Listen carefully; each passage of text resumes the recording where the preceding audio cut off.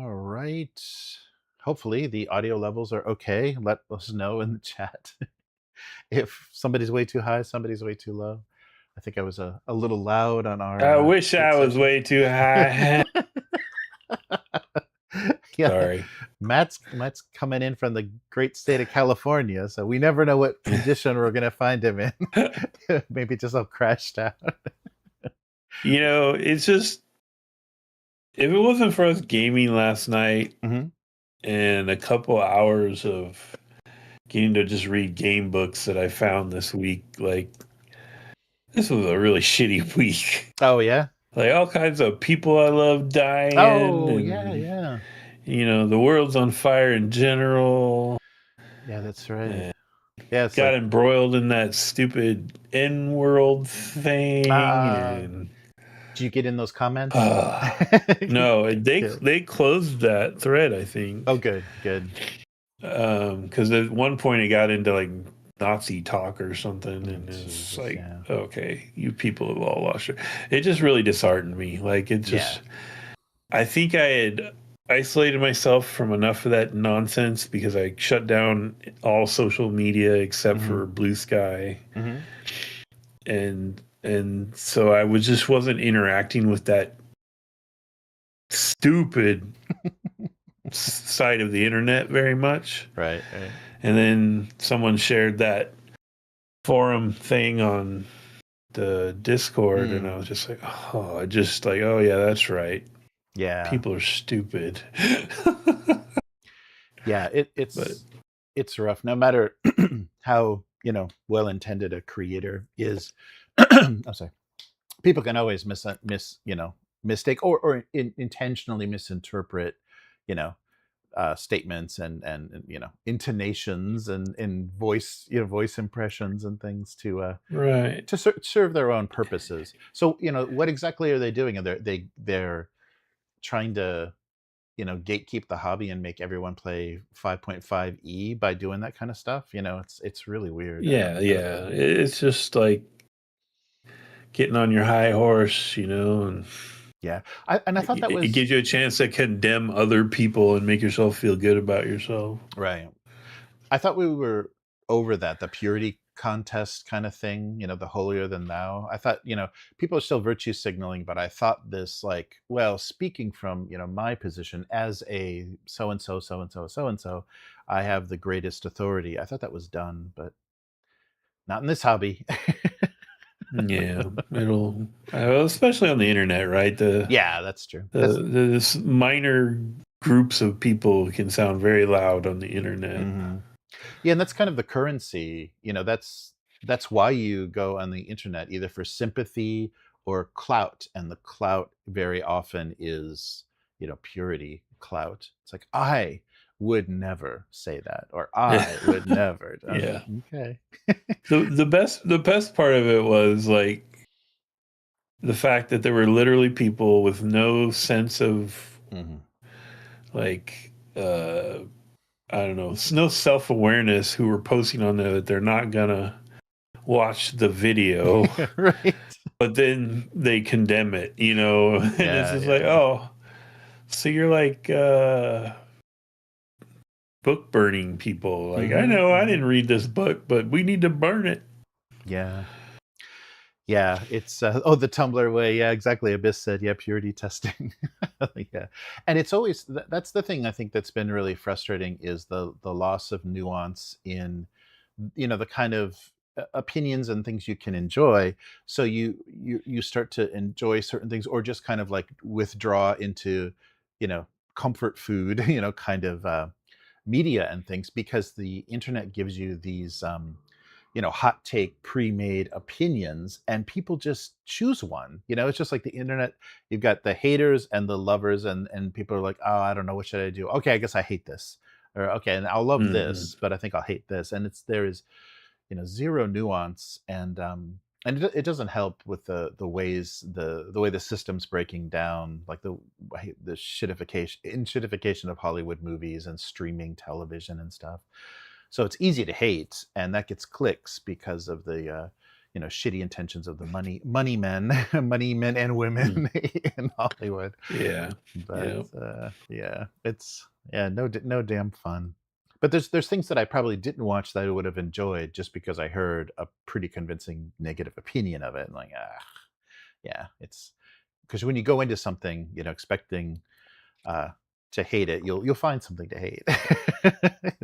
Yeah. If it's made, That is a problem. yeah, Yeah. if it's made in America, you'll find something to hate about it. But oh, cool. Well, really enjoyed the Fate session. That's the first time I played Fate in a long time. It's been a while since I Good. rolled Good. those crazy Yeah. dice. It's pretty fun. Hmm. Like, we can talk after the main show if you Sure. want, but like, yeah, I have many complex feelings about Fate. Yeah, and I mean, we felt that old feeling again because when I put 2d20 in front of you guys, and you're like, okay, let's try this. But I think we can have fun with any system, anything. I really Yeah. it's really the group and the buy-in. Everyone's just willing to give it a shot and make a character and not be like, ugh, I can't be a barbarian. Well, then fuck this game. Yeah. Yeah, you can't have those weird little I only play wizards kind of hang up. Right.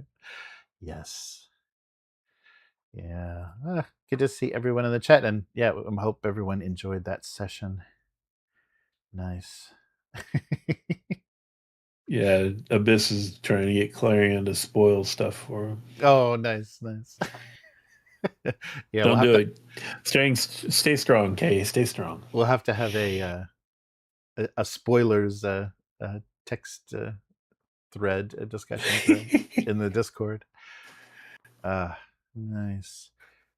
But yeah, and playing with Will got me excited about revisiting some of our old stuff or playing, doing new characters and future stuff because we had so much fun with, Free League games and some of the Modifius stuff. There's some good stuff there. Yeah, and we somebody on the channel was asking us to get into the new content for Vaeson. And I really like that. I think there was something about that game and that setting and everything that spoiled me a little bit from Call of Cthulhu or other things because I really like how that game worked and how we handled it, like kind of the characters and the Sweden that we built. Yeah. I think part of it might be that like everyone gets the existential deal with Cthulhu now, and like this is more of a mood. Like Vaesen's more of a mood, It's like the folklore thing, the Sweden thing, the 19th century thing.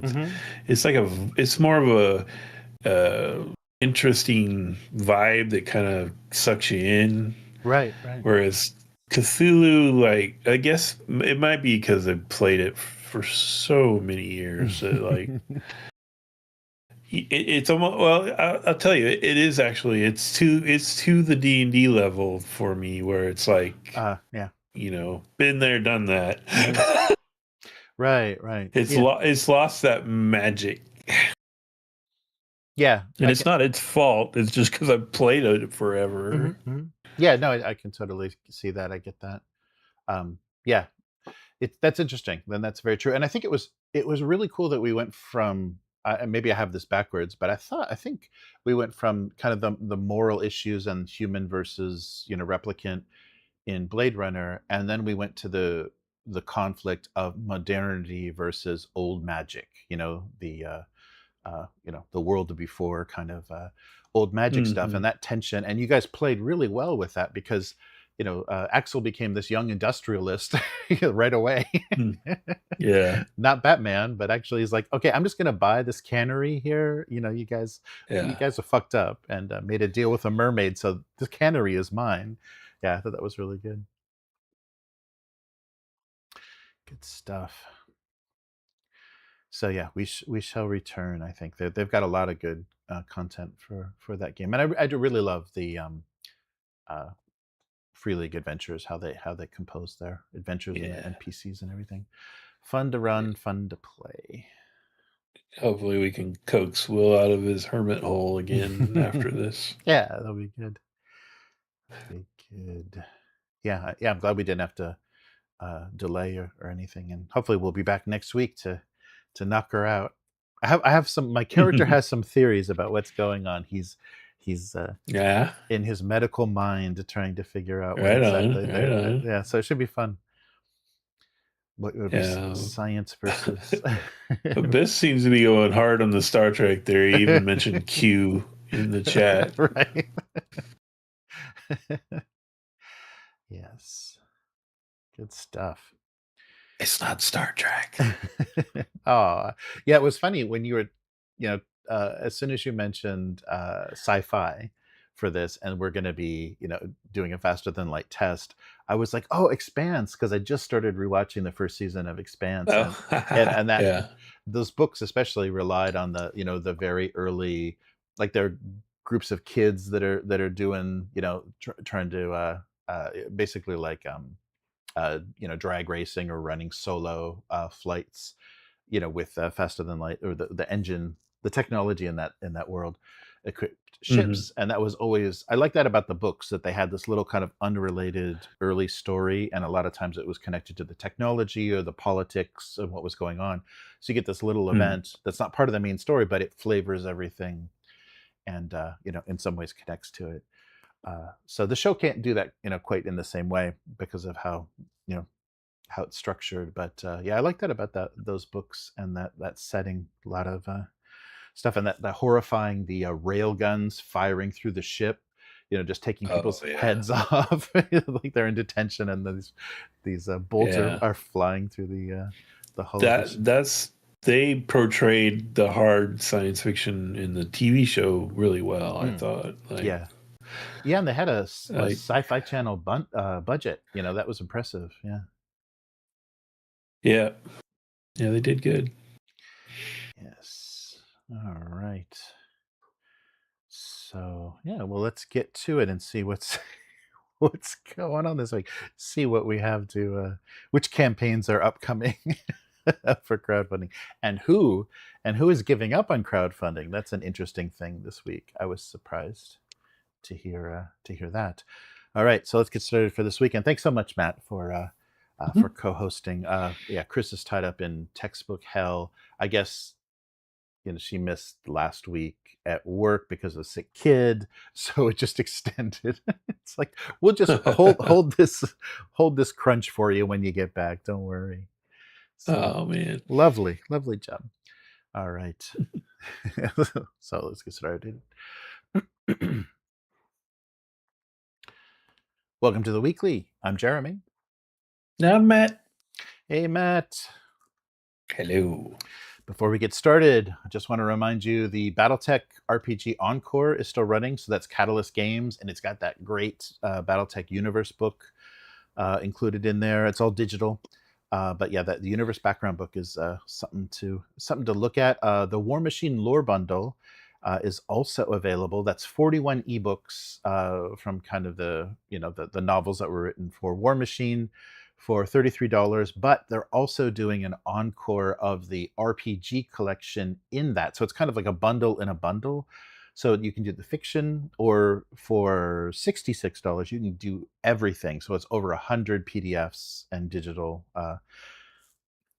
source books. So that would be both the RPG, Iron Kingdoms, basically the Iron Kingdoms RPG for the War Machine world, or the books itself. So that's pretty cool. And one thing that this is another thing that totally slipped past me. And when Goodman Games did this setting, I thought this was one of the first times it'd been done. The Dying Earth RPG collection is also available. So the Dying Earth role-playing game was done by Pelgrane Press in early 2001, in fact. So this is not the Goodman Games DCC content. This is Robin D. Law's take on the Jack Vance Dying Earth setting. The system is completely its own thing. It's a 1d6 system with rerolls, with a lot of various reroll mechanics. So I'm really curious to see how that works, and leaning more into the kind of interaction, the dueling, and the frustration, in like spell choices and things that wizards are casting back and forth. So it's a very interesting. So of course, you probably know that Jack Vance's kind of magic system inspired early D&D, and this is diving directly into that. Book setting specifically. So trade pleasantries with ravenous and articulate creatures, match wits with rogues, merchants, and arch magicians, and pray your tongue is the sharper. So this bundle is the entire game line of rules, settings, maps, and lore for quite a reasonable price. But I was really surprised. It was a 1d6 system, and I never read it, never looked at it before. So check that out. Everything they did for Dying Earth in 2001. If you like that setting, this is Pelgrane Press's take on it. I guess it's because it was 2001. I had excuse me, no idea that this existed. So there's a ton of stuff for it. Yes, it's cool. This might be something we have to give a try, because if we have the entire body of work, there'll be tons of stuff to dive into. And I love that setting. I love the Dying Earth. It's just weird and ugly and in this like very unique way. Yeah. Well, very cool. Well, this week on the weekly, we'll start with Dragon Kings, something we have to talk about. That's not even not even available yet. Mothership Month is coming up this year. Warlock and Long Rest Tavern. D&D's doing those video games, even though they fired the guy that was supposed to be running it. And finally, Hackmaster is celebrating an anniversary. Yikes. All right. So let's start with Timothy Brown's Dragon Kings. Yeah, I'm sorry if I said that wrong the first time. Dragon Kings. So Dragon Kings is going to be produced by Strange Owl Games, which is Timothy Brown's label. And it's going to be reassembling a lot, basically almost the whole team of the original Dark Sun creatives that worked on Dark Sun box set for a second edition. And so joining Timothy Brown on this are Troy Denning, Brom, someone that I don't know why Wizards didn't get in touch with, Bill Slavex, Rich Baker, and Shane Hensley is also contributing. So this is what do they call it? A spiritual successor to Dark Sun. They don't own Dark Sun. They can't do Athos. So this world is called Kitus.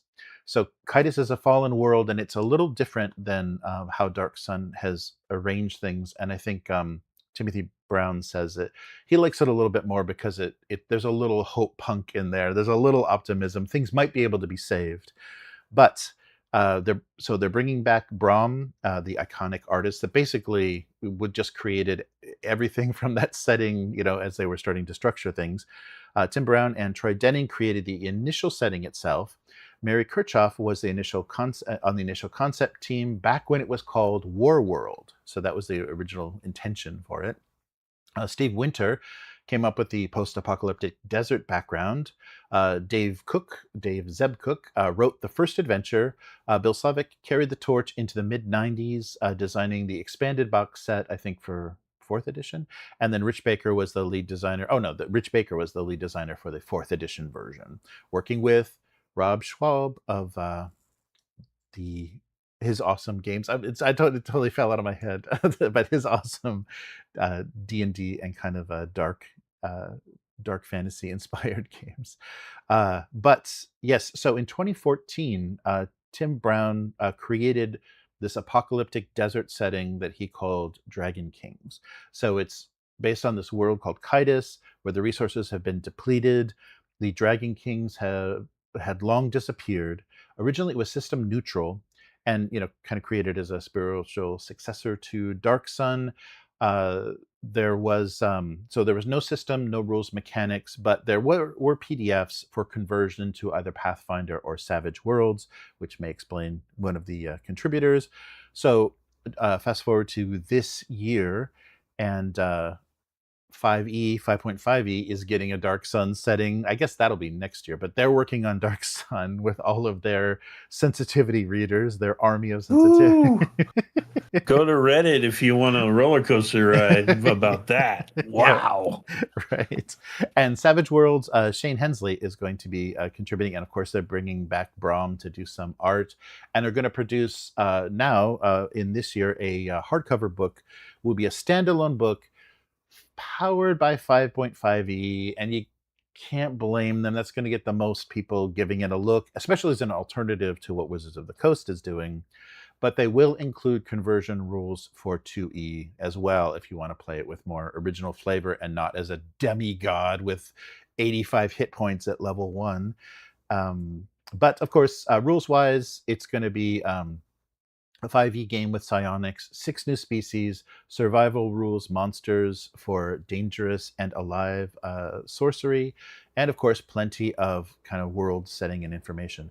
So the Dragon Kings are gone, the rains vanished with them, and it is a miserable desert. So you're going to get in the book itself 5e compatible rules, conversion rules for 2e, maps, adventures, setting appropriate dice, a game master screen, an audiobook, so people are writing fiction for it, 30 plus new creatures, and 60 plus pieces of commissioned original interior art.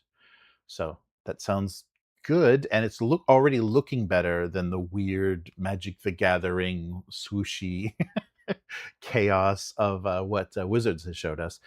But Tim Brown says about the on the campaign landing page, by making Dragon Kings its spiritual successor, referring to Dark Sun, I can revive the concepts that never made it into Dark Sun and take them somewhere more desperate, more dangerous, and a little more hopeful. Troy Denning also said he's thrilled to be reunited with fellow Dark Sun co-creator Timothy Brown in the fallen world of Kaitis for a one-of-a-kind adventure. This is a savage and exciting world. Looking forward to this edition. We also get a quote from Rick Baker. This was one of the first worlds I got to work on when I started at TSR. I'm excited to spend time with a world that shares those savage, splendid inspirations. Talking to Shane Hensley of Deadlands and Savage Worlds fame. I will always love Athos.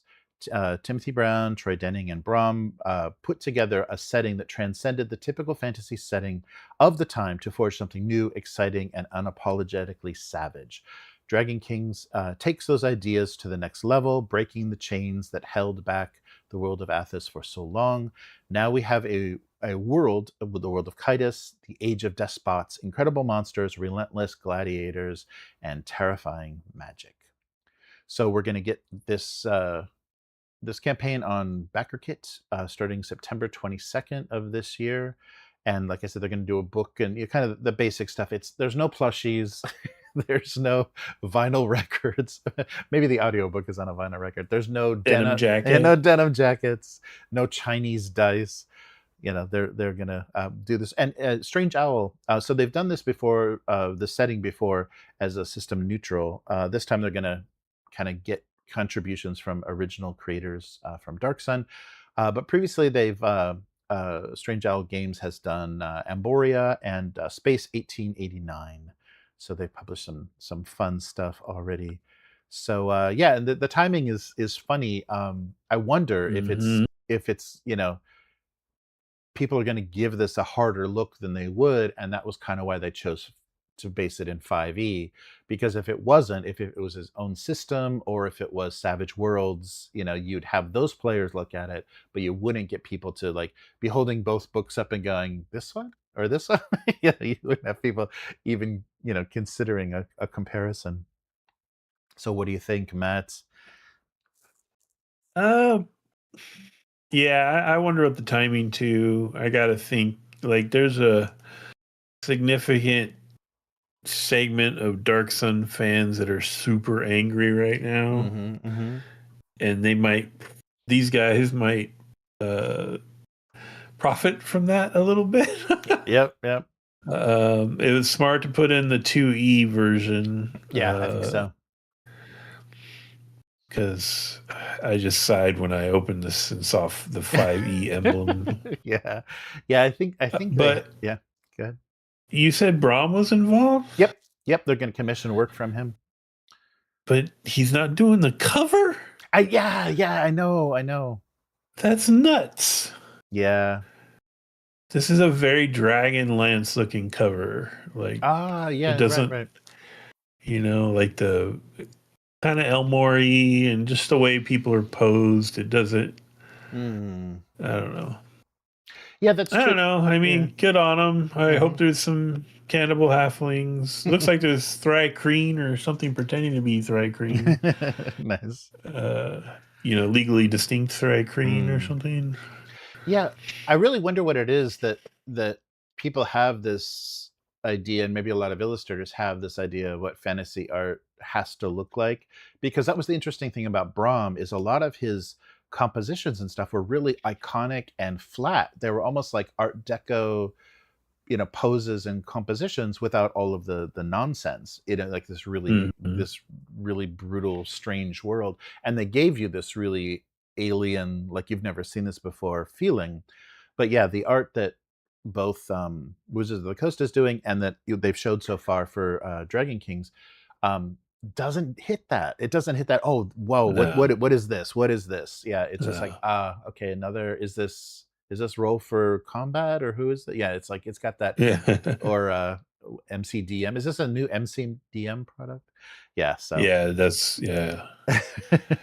This cover actually looks like it would be the cover to a fantasy book I would never buy. It just looks like that kind of. Yeah, I mean, I don't know. It'd be on the cover of one of those Terry Brooks books or something. right.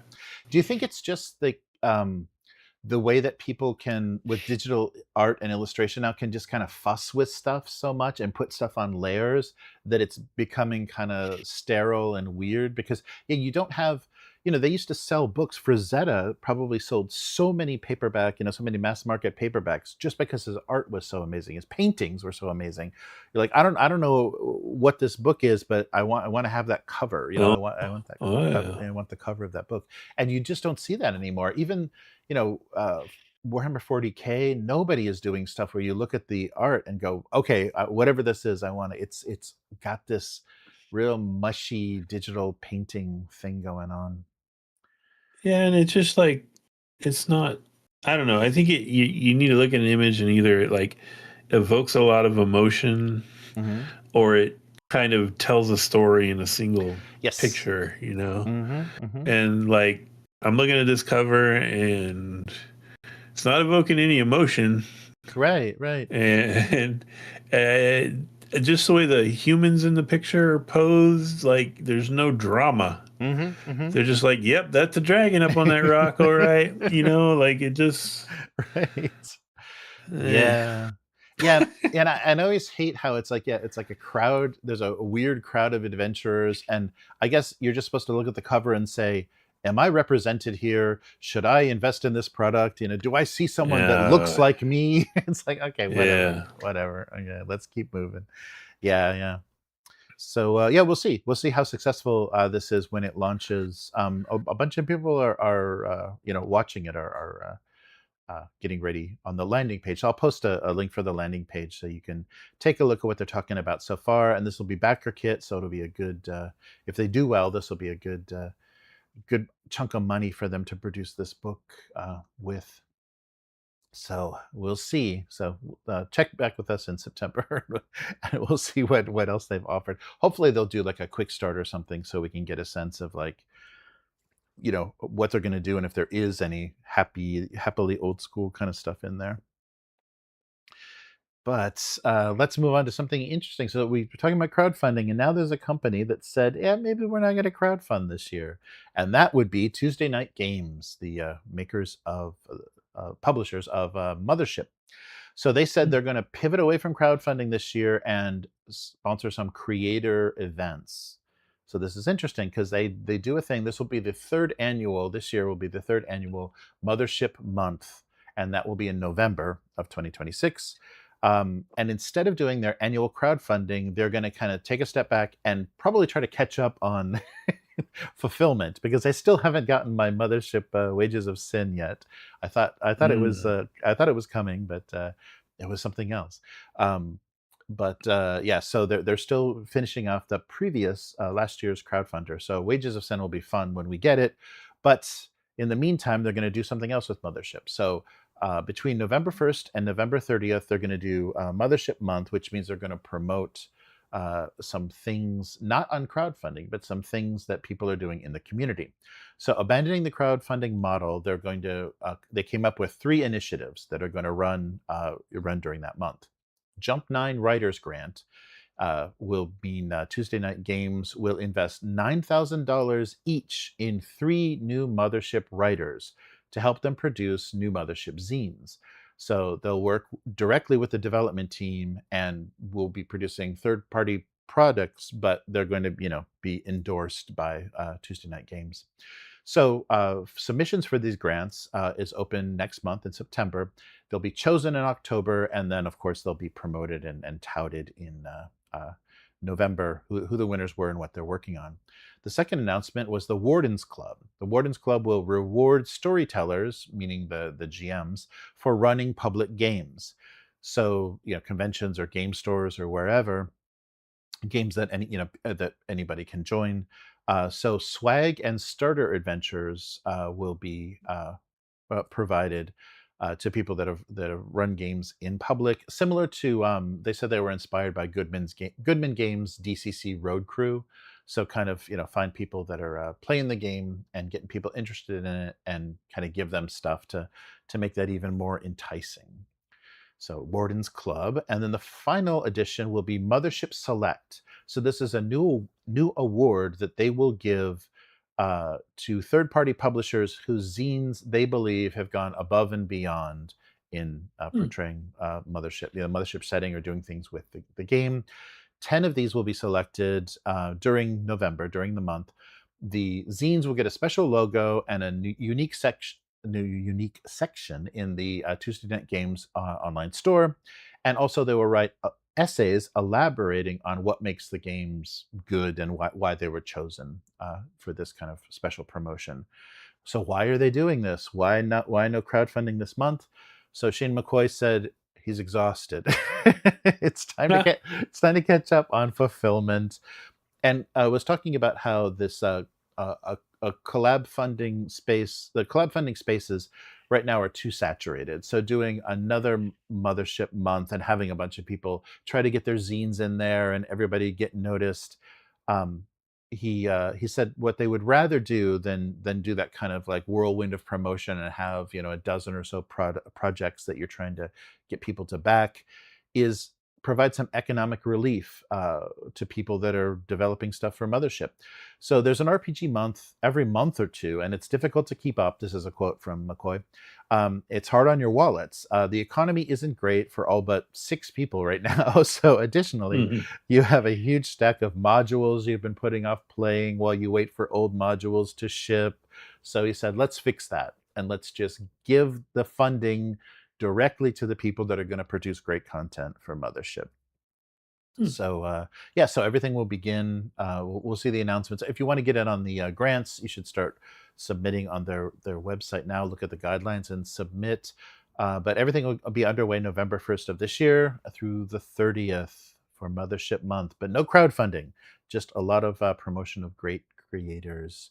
And so a little bit of background on collab funding. So this is something that we've seen like Zine Quest, and there's all kinds of different things for it. So basically, BackerKit and other platforms let creators collaborate to launch simultaneous crowdfunding campaigns, and sometimes they have mechanisms to connect them. I think Necrotic Gnome just did that with they had a bunch of projects for old school adventures and stuff.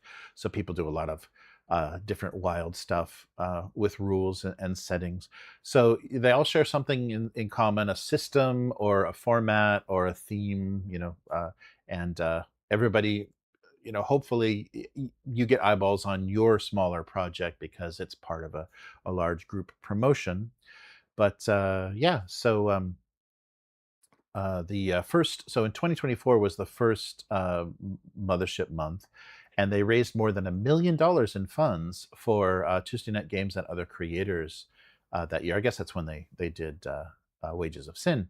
And then 2025, they had an in-game space station, Prospero's dream, that launched 27 projects that made $850,000 that month. So yeah, they can get a lot more attention, and it's, you'll look at multiple things, and there were incentives. I think Necrotic Gnome had incentives that the more stuff you backed, like the more like goodies they would throw in your pledge. So yeah, this has been a good thing overall. But I think that's a really good way to look at it, though. Instead of, crowdfunding is going to take a piece of it, and you're going to be dividing this, money up and the attention up, and this way they can just, give award and funding to the people that they think are the best. So good on you, Tuesday Night Games. So what do you think, Matt? Are we playing Mothership? Are we playing Mothership sometime soon? Someday we should, for sure. I'm really interested with this grant thing. I just was on their website. Do they have like a different site or something? Because this just looks like a storefront. Maybe they haven't started it. No, next month. I think next month they'll probably make an announcement. So there's probably nothing posted for it. Yeah. So yeah, probably by next week sometime we'll have some information. Yeah, I don't think they've specified. It's going to be called, so if you search Jump-9 Writers Grant, it should come up once they have everything worked out. But yeah, that's next month that it starts. So cool. Yeah, I think that's great. And what's the Warden's Guide, the the kind of game master book for Mothership, is one of the best systems of constructing adventures and building maps and doing escalation of tension as I've ever. When I did the flip through of that, the unboxing of the big Mothership 1E thing, I was blown away by how good that was. And obviously it's inspired so many people to do zines for that game, because they give you really clear rules about how to think about this, how to structure it, and what nice. You need to do. Yeah, so good stuff. I mean, really, really good stuff. Something that's not so good, though, is Dungeons and Dragons video games. They've always kind of sucked, except for, of course, Baldur's Gate 3. So we had a couple of announcements. Stuff that was announced by Wizards of the Coast, which would be Dungeons and Dragons Warlock, and of course Exodus. And I think Exodus finally got a release date sometime next year. So, but what is Warlock? So Warlock, they showed off some gameplay footage, about 10 minutes of it. It looks like shitty Witcher, basically. It's like if the Witcher had no story, you don't talk to NPCs, and you just like stumble upon shit and kill it, then cool.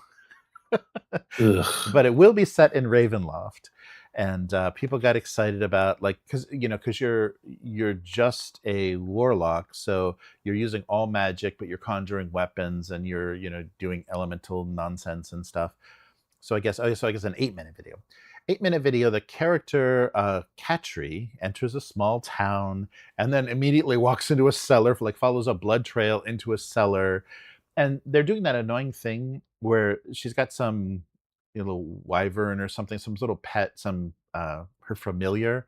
And it's just like talking to her the whole time. It's an endless commentary triggered by, where she is and what she's doing, and probably some stuff that just like banters. They've done so much of that lately with, you get a magic bracelet, and then there's this little blue mist that talks to you. And in the new God of War, you've got a gelatinous cube with a Chinese sword stuck in it that's got the voice of the guy from from The Boys, that's on RLM. Simon Pegg? No, RLM, the guy that's on RLM a lot. Jack. Oh, Jack Quaid. Jack Quaid, yeah. Jack Quaid's a gelatinous cube that just follows you around. I can do this. I can help. So this, I don't know why this has become a trope, if people are actually entertained by this, but you get a little cameo of Tasha at the beginning. So she's Katri's patron, I guess, and she imbues Katri with the raw magic sense. And then she's exploring Darkon, a domain of dread ruled over by Azalin Rex. Okay. In the most recent Ravenloft books, Azalin has disappeared and has caused Darkon the realm to start to crumble. a castle in Avernus is shown in the gameplay, but yeah, whatever. So it's just there's D&D theming and stuff, but the gameplay is really weird because this is maybe just a demo. Maybe this isn't indicative of like what the gameplay is going to be. You walk into town, a couple of people like laying on the ground just say, "Oh, you suck. Oh, you're gross. I hate magic." And a guy begs for money. You give him a coin, and then he says, people are being pulled into the cellar, and then you just walk over to the cellar. So if you enjoyed like Witcher style, like, quests are set up and you get some backstory and you go back and forth with people and then there's moral choices, I think there's none of that. It just looks like there's something in a dungeon, go beat the shit out of it. Oh, it's a beholder, run. Yeah, I don't know. But So it's not, there's no real like choosing how you're going to proceed. It's just, I don't know, kind of on rails. It seemed like, and maybe this is just the the demo causing this, because they wanted to show off, like they wanted to show you go into a subterranean world that was just right underneath the town, and they wanted you to see things get have things get really crazy, and walk up on a giant like wailing on a building, and towns villagers trying to stop him. And so it was probably just like a more of a sizzle reel but done in the game engine. But yeah, they have not, I mean, there's been a lot of really bad D&D games, so I don't know if Wizards is going to survive that. Yeah, the Dark Alliance games and stuff, ugh. Those are not great. Never messed with any of those. But hey, here's something from Matt. Might get Matt playing this game, at least checking it out. Trisha Helfer from Battlestar Galactica fame is one of the voice actors. So if you want to hear her voice acting talent, so it sounds like who is that? I don't know who that is. Starbuck. Trisha Helfer, isn't that Starbuck? Katie Sackhoff? Oh no, not Katie Sackhoff. Okay, sorry, Katie Sackhoff. I thought Trisha Helfer was your girl.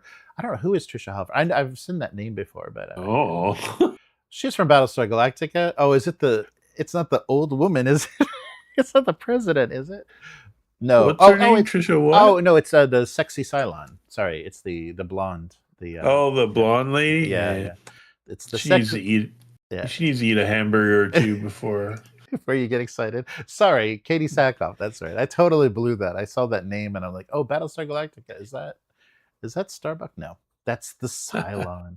Okay, Matt's not playing this game. Just give it up, guys. No, you can't get him. Yeah, so we'll see. We'll see how they do with this, because they put so much emphasis on it. They had that height guy like all in, and they're going to be releasing a game a year, and here we go. And they just canceled everything, and then he stepped down. So I think that we're seeing the dregs, the stuff that was too far along to cancel, that they just had to say, okay, let's release this. I don't know. Somewhere there's a cell phone video of him slow walking away from a burning building. Right. Oh, but wait, we have some hope here. We've got Dungeons and Dragons Long Rest Tavern. This has finally been revealed. I think this like showed up in my email, and I'm like, why am I getting this email? So Matt, you fought dragons, you've explored dungeons. Now let someone else take the risks. You can run a tavern. So of course, taverns are always the heart of every great adventure. So they welcome fearless heroes and turn their tales into opportunities. So the gameplay is, you want to build the coziest, most profitable sorry, why can't I say that word? The coziest, most profitable corner of Faerun. So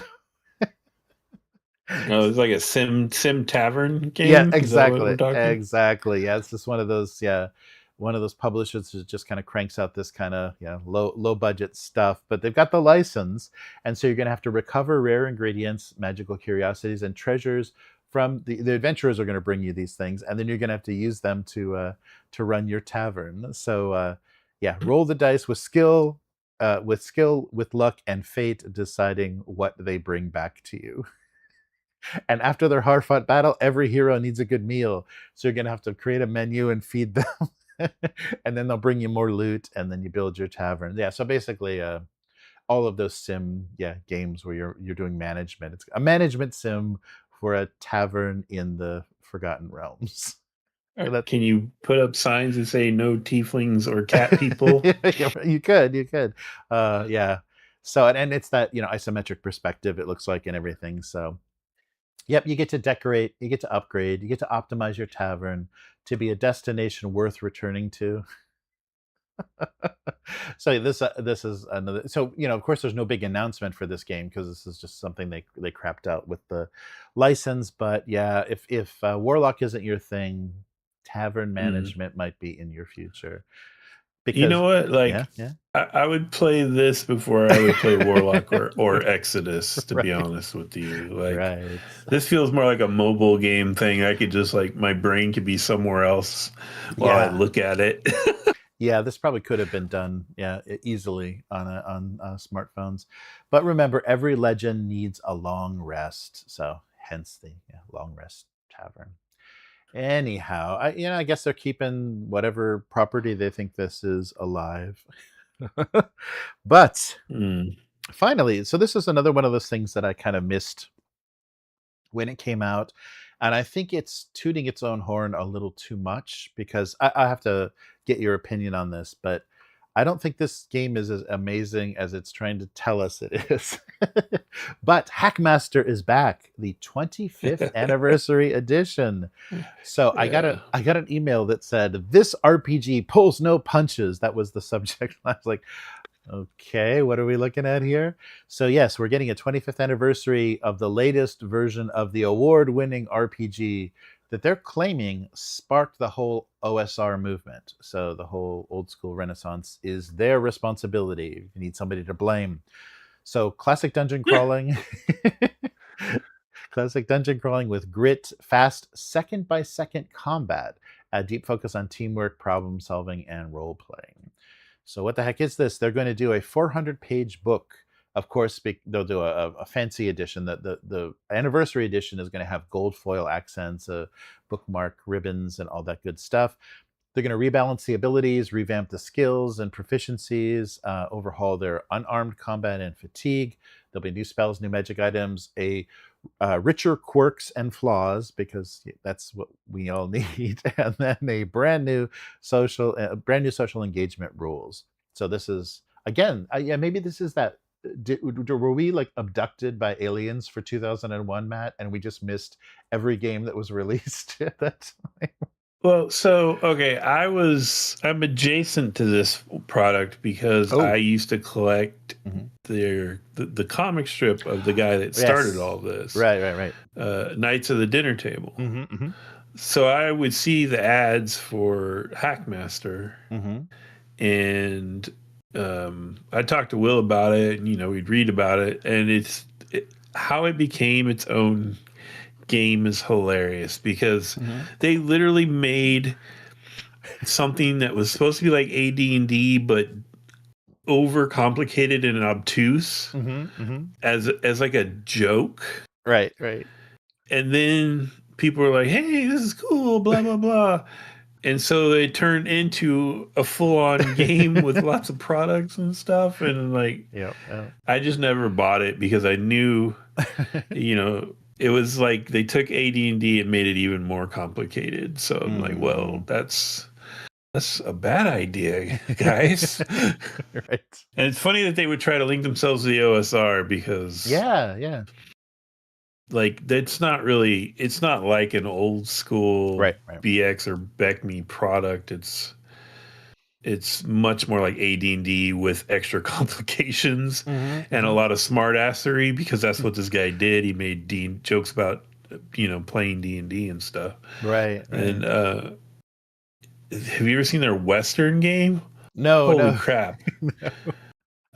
It's ridiculous. Like, they give you all these templates. I think you could Hmm. buy them too, but they give you these templates to photocopy onto transparency paper Oh, or transparency, like for projectors, old yeah, school like projectors. acetate. Uh-huh. Yeah. And they're just these diagrams to hit diagrams Uh-huh. for like a guy hiding behind a barrel, a horse, a guy on a horse, just all these different templates. And they've got like a crazy, like, die 100 thing spread out all over it for your like location. And like, it's nuts. Wow. It's totally nuts. That's really funny. Yeah, And it's funny. I think that the detail I read in the Wikipedia said in the like originally, yeah, the characters in the comic were playing a fictional Hackmaster third edition, Yeah. and so then they released a revised fourth edition in the real world. So Hmm. they revised the fictional game that was being played. But the Kickstarter page starts out like as over the top as it can. This is it, it says, with 3 exclamation points. The granddaddy of them all, the greatest modern RPG in the whole multiverse, the one that launched the entire old school movement, Hackmaster. So if you're tired of a boring life of ham sandwiches and working for the man, because the heart of a hero beats in your chest, look no further. This is the game for you. So it is very like tongue in cheek, Mm-hmm, mm-hmm. and the dude's a funny guy. I used to really enjoy his comic. So I have no doubt there's a lot of fun stuff to read in those Yeah, in yeah. that, but and they're not.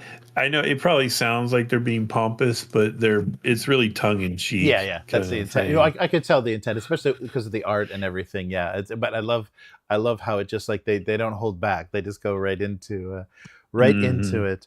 But yeah, so Jolly R. Blackburn is the creator Yeah. of the strip Knights of the Dinner Table, and yeah, and they produced quite a few. I mean, there was a ton of issues when I looked that up that ran for quite a while, and I guess the did he do comic? He did like a comic strip, and then it was a collection. So it would almost be like Yes. a strip you would see in like Dragon magazine or Dungeon or something, Hmm. of kind of, yeah, parody of an RPG group.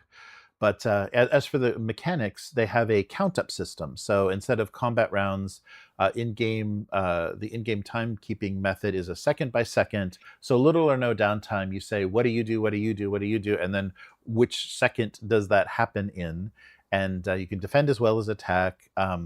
Their new magic system in this fourth edition uses spell points instead of a fixed number of spells, and clerics are no longer a single class. So they can have various deities within the Hackmaster pantheon. And so this was published by Kenzer Co. I guess Kenzer and Company, Yeah. from back in the day. Which is his company. Yeah. Oh, okay. Yeah, that's cool. So yeah, they'll do a special edition premium version that will be, of course, over the top. And they're representing it. It's a Hackmaster with the Roman numerals XXV, so it looks as official and anniversary as possible. So yeah, so and like I said, they're going to do some rebalancing and revamping of it to make it yeah, as playable as possible. So yeah, this was something I completely missed. I was familiar. I had seen the Knights of the Dinner Table. I had seen that, but I didn't Mhm. know that they actually and the Hackmaster, I knew the name, but I wasn't sure if it had actually ever been made or if it was just, yeah, Oh from yeah. that comic strip. That's so funny. So I'll put the link to that. That's just a straightforward Kickstarter. So if you have some nostalgia or you want to find out what the beginning of OSR was all about, it's weird they're claiming that, and maybe they're, it's probably the thinking though. Like I'm sure the strip, from the 2000s was like that's how everyone was thinking, kind of much more Oh playfully and much more nostalgic. Yeah. yeah. It was the reason I loved it so much because it reminded me of so much of the stuff that would happen when I was role playing in like the late 80s Hmm, through the hmm. 90s. Right. Like Right. it was just like such kind of like humorous deja vu. Nice. Yes. So check that out. I'll put a link to that. And yeah, it's 25 years. There's lots of stuff. Lots of stuff. Oh, actually, yeah. Next year, my single panel gag cartoon will be 25 years old. Jeez. It's only a year younger than Hackmaster. Wow. All right. Well, that's going to do it for this week. So, Matt, where can people find you? Hiding because Yeah, death yeah. walks the earth. No, I'm just kidding. I'm on Blue Sky. It's at Hargald, Hargald. But more importantly, I'm on our Discord. So you can become a member or patron. We can get you on there so you can hang with some pretty cool peeps. Not Nice. me included, but I will be there. How about you? So I mentioned I draw a single panel gag cartoon. You can find that at Abuse Cartoons on the website, abusecartoons.com, YouTube, and Twitch, where I did some live streams. I'm still producing 2 a week. And that's been for the last 25 years. It's been almost next year. And also check out rcharvey.com. RC Harvey was a writer and a cartoonist that did really great surveys of history of cartooning and comics in America and basically all over the world. So check that out. It's an archive of everything he's written ever. And yes, so if you like what we're doing here, please consider becoming a weekling. Weaklings are the supporters of the weekly. You can do that at patreon.com/upturntable. That'll let us know you like what we're doing here with the weekly, what you want to see more of, discuss stuff in the Discord before we go live every week. And yeah, basically show up in the chat and just have fun with us on a weekly basis. There's other levels of supporting our actual plays or other things that are going on the channel. And yeah, so upturntable.com is our main website, and on all social media you can find us under Upturntable. We are in the middle of both an adventure for Fate that Matt and Calarion from the Discord created, and so you can find Will and I bubbling our way through that. And hopefully tomorrow we'll continue X4, the Master of the Desert Nomads. We're playing some old school BX modules using old school essentials by Necrotic Gnome. And and I finally got the PDF, the kind of advanced PDF for their demon grimoire that they released, the thing that they crowdfunded. So we've got all kinds of demon content. If I want to really mess with you guys, they came up with some really great stuff for cults. Yeah, You just made me think of something. Sorry, tangent. No. They announced, it's relevant though. They announced they're creating a new world for their game. Oh, interesting. Yeah. So it's going to be an OSE proprietary world kind of thing happening in the future. Nice. So yeah, we'll have to talk about that. Yeah, maybe they want to separate themselves. Like, they have the flavor of BX, and a lot of the stuff that they produced, or their original adventures and modules and stuff, maybe don't have a setting, and they can't base them in in anything that WotC owns or anything that TSR produced. So yeah, maybe they want to get away from the OGL and just completely start making stuff that's only their own. So yeah, that's cool. That's cool, but it's a great system. I mean, it's just BX, but it's a great way to play BX with old school modules because everything lines up. But yes, so that's going to do it for this week. Thank you so much, Matt, for co-hosting. It's been a lot of fun. And we'll be back hopefully tomorrow with some old school essentials. Check us out on the live stream about the same time as you're watching us now, only tomorrow. And yeah, we'll be back again soon. Thank you so much to the patrons and members. Click that join button below this video to become a YouTube member. And patrons will also get the RSS feed of this audio as a podcast, and then it'll go out on YouTube as well as that podcast, which I don't even know if that's working or worth it, because I think it's YouTube. It's YouTube Music now. So I don't know how it propagates. It's not even Google Podcasts. So find us the best way that you can and prefer. Thank you so much for joining us. We'll be back again next week. Bye-bye. Bye.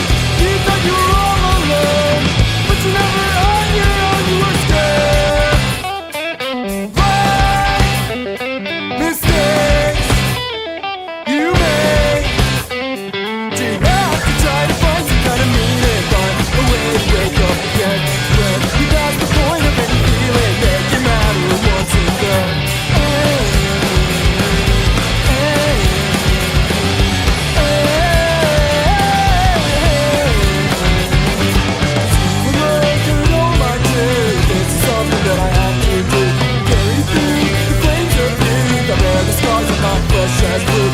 All hell, broken TV rules, all that he could have been. Now he stands up to his name. All the time, but not too late.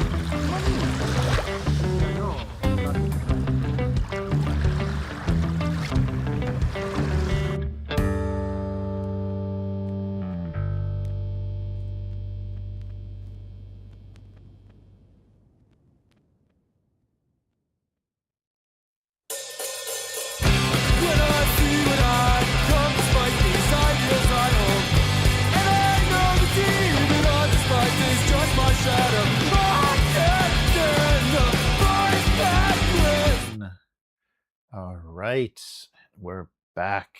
Uh-oh, what's all the angry faces from Abyss? I'm not watching the chat. Are those angry faces or sad faces? Oh, sad faces. Oh, tell. they're red sad. Oh, sorry, they're red sad faces. Oh, hey, Quark is here too. Nice. Oh, it's something about your abuse cartoon. Quark had said every week, amazed at how Jeremy managed to keep the abuse cartoon title. Oh no, is that what went out on YouTube? Uh-oh. Huh? Oh, I don't know, maybe. Or just my promotion. My promo of it. Yeah, let me see if or maybe I don't know if he's saying just someone would want it or something. I don't know. Mm-hmm. You better watch your copyright, man. Yeah, I got oh, sorry. All right. So, yeah, it was good stuff. That was really fun stuff. You caught me totally off guard as soon as you said sci-fi. Playing kind of. I was like, okay, we're doing this, and we're doing an FTL test. All right, Will and I've got this. And then I was like, what's happening? What are we doing? And then we had to make it weird. Yeah, that's really fun. Yeah, it's really, really fun. Yeah, I think I had mentioned to you, I didn't explain it, but I think I had told you that when I was going to set up the alchemy scenes, I was making a specific choice with what I was using and stylistic choice. And basically, so everything, well, not everything, most of what the scene images are from like horror films from the 30s and 40s. Nice. So all I did was like put a sepia over them for the most part. Right. And I mean, there are other scenes, but most of it is like that, which I try and make a mood. Oh yeah, no, I think it worked well. And right away I was like, okay, this is not what I thought. Because when you first described what we were seeing before you before we moved to that scene, I'm like, okay, is this going to be 2001? We're going to be in this room, Yeah. and it's like this very clean geometric room, and then we're an old man in the bed, and then we're so. But that was really cool. It caught me completely off guard when you started saying cut, cut. I'm like, oh no, oh no, we're not. Yeah, and I think Will even called me Toto right after that. When it's done, we can do a little debrief because there's several inspirations that got me going with it. Nice. Yeah, So, I'd love to hear that. I'm sure people that watch the adventure would like to hear that too. Yeah, kind of how it came to pass. And then if you're going to publish it, once we get it together, then we can put all the links, into the actual play and into our debrief if people want to find it. Nice. Yeah, that'll be cool. Oh yeah, let me tell you about another crappy thing that happened this week. Did you remember a while back I sold a spec script for a YouTube thing? Yes. Yep. I remember. Yep. Yeah. Well, so obviously I didn't get picked up. They went another direction, and well, the whole reason I got the chance to try to get it in the first place was because my brother's a professional photographer, and he knew the guy who was doing it, and he had done work for him before, so they were pretty friendly, and he told him about it. So that's how I got my foot in the door. Well, he's asked my brother to help him do some more production work. And as part of that, somehow my brother got his hands on the pitch from the person that they decided to go with. Oh no, that's what you don't want to see. And he sent it to me. And no. It just yeah, it ruined my day because it's like the most just I used to say Big Bang Theory was nerd face because there was no depth to anything. They just had like consultants who told them, right. Here's a game they play, and here's a science thing that people are talking about. There was no depth behind any of it. Right. That's what this was. It was just like, just the most cliched, and it was all catering to just people that only play D&D. Like that was what the whole thing was, and I was just like, oh man. Yeah, that's that kind of thing. My script had like a GM who had problems at work and was divorced, and I was thinking about these characters, and this person just like, he's a high octane DM, blah blah blah, and I'm like, fuck you. Anyway, that's me being real petty right there. Yeah. Sorry. Yeah, that kind of stuff sucks. Back in the day, I sold an idea to, or I thought I sold an idea. I was in the running to sell an idea to HBO for little interstitials for a show that they were doing. And so I did all this animation for it. And the studio that I was working with loved it. Everything I did. This is excellent. We can't wait to show the execs at HBO and what they're doing. This is great. This is great. And then I found out, they're not going to go with this. Actually, one of the execs said, can't we just do this as like text messages and like steal this guy's idea and just not have any animation? And that's what they went with. Like, oh, that's so evil. Yeah, because it was kind of like a parody, like a joke about online dating and stuff. And so like communications between people meeting, but on the internet first. And they're like, yeah, this can just be text messages. We don't need this animation. Like, oh, you motherfuckers. So yeah, wow, that I was instantly disillusioned. Yeah.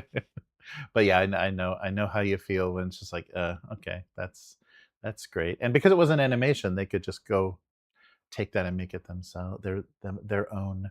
Well, is this something, Matt, that this the script that you worked on, is this something you could repurpose or like make into something else? Would it be good animation, or or would it be is there some way that it could live on, Um, or was it very specific, like yeah, the I mean, adventures? I would no, I would love it. The conceit, like what they gave me to work with it was a group of people who are very different, who role played together online Mm-hmm. and had never met in person. Mm-hmm. Mm-hmm. It felt a little like what's the one? What was the WoW one with what's her name? Oh, Uh, um, the Geek and Sundry girl. yeah. I know what you're talking about. Her famous series that made her anything, and I can't remember what it's called right now. Is it Uh, the guild? Or is it not the the guild? guild. The Thank guild. Yeah, the you, guild. thank Okay. you. Mhm. So a little bit of that. You know how they were kind of in different places, Yeah, and right. what have you. And he knew what he wanted was that kind of the end of the season or whatever would be them getting together at a convention and meeting each other for the first time and interacting. Okay. So I created like character pitches and then wrote a spec script for like a theoretical episode one. Mm-hmm. And what he wanted was,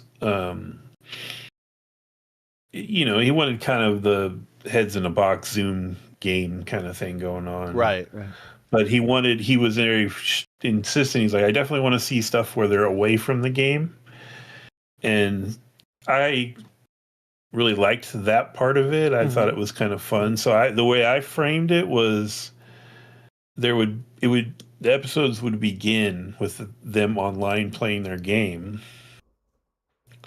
But it would be just like a short, like maybe the climactic end of a session or, something small.